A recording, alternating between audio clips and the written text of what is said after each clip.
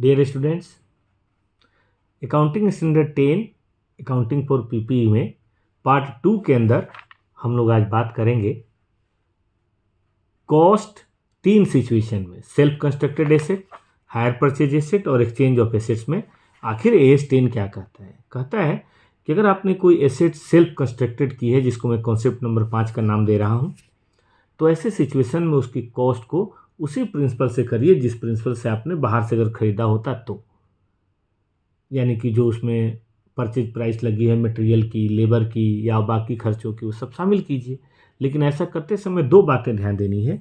एक तो कोई अगर आप normal loss of material, labour या कुछ और हुआ है तो उसे शामिल नहीं करना है, और दूसरा अगर कोई इंटरनली जनरेटेड प्रॉफिट है तो उसको शामिल नहीं करना है। मतलब अगर कोई फर्नीचर हम 20,000 का बना ले रहे हैं जो बाहर 25 का मिल रहा है, तो ऐसे में आप 25 पे नहीं दिखाएंगे, 20 पे दिखाएंगे, 5 का प्रॉफिट आप बुक नहीं करेंगे, क्योंकि कॉस्ट वो है जो आपने इनकर करी है कि नहीं, इसलिए प्रॉफिट नहीं लेना है।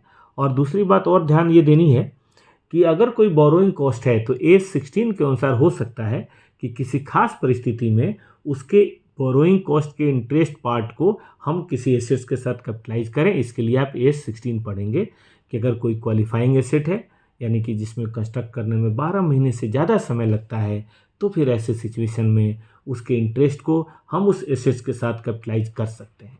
ये था concept number 5, self constructed asset. अब एक कॉन्सेप्ट आता है नंबर 6।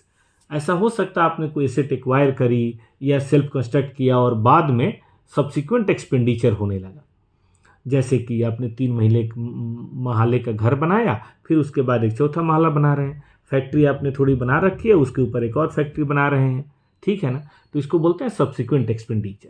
अगर कभी आप कोई सब्सिक्वेंट एक्सपेंडिचर किसी फिक्स्ड एसेट पीपीई में आप करते हैं तो एस कहता है कि बस आपको ये देखना है कि क्या उस सब्सिक्वेंट एक्सपेंडिचर से नेचर कैपिटल का बोध होता है, यानी कि एग्जिस्टिंग एसेट्स के इफ़िशियंसी, यूज या प्रोडक्शन कैपेसिटी या लाइफ के बढ़ने की चांसेज हैं। अगर हैं तो कैपिटलाइज कर दीजिए ताकि बाद में डिप्रिसिएट कर सकें।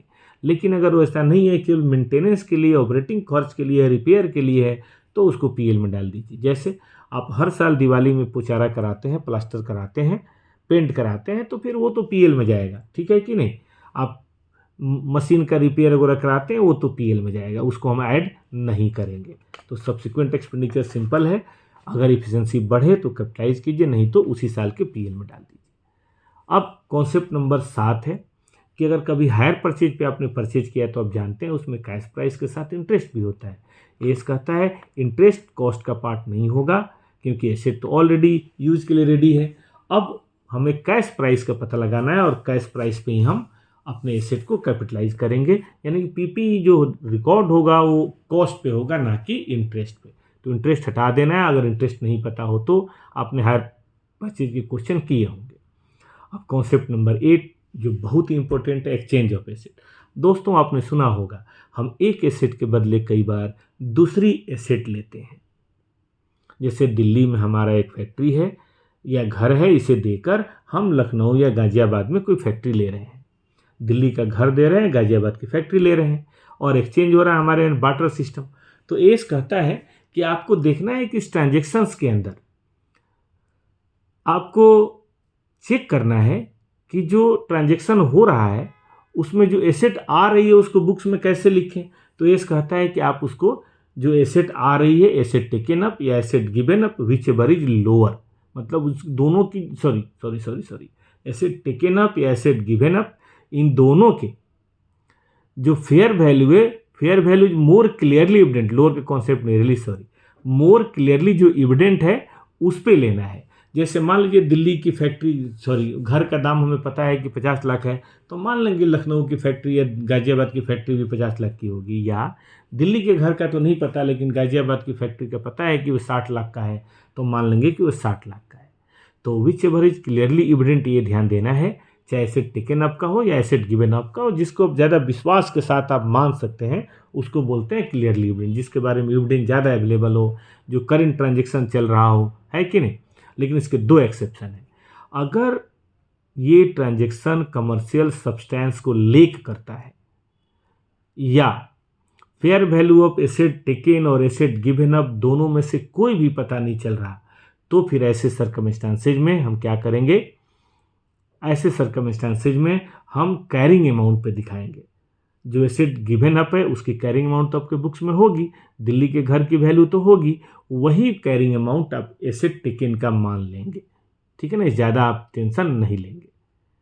अब सवाल उठता है कि कमर्शियल सब्सटेंस क्या है। तो कमर्शियल सब्सटेंस के बारे में बोला गया है कि जब ट्रांजैक्शन यानी कि एक्सचेंज होने से कैश फ्लो में, कंपनी के कैश फ्लो में, उसकी अमाउंट में, उसकी टाइमिंग में, उसके रिस्क में फर्क पड़ता हो तो वहाँ कमर्शियल सब्सटेंस है। या इंटरप्राइज स्पेसिफिक वैल्यूएशन में फर्क पड़ता हो, चेंज आता हो, तो उसका कमर्शियल सब्सटेंस है।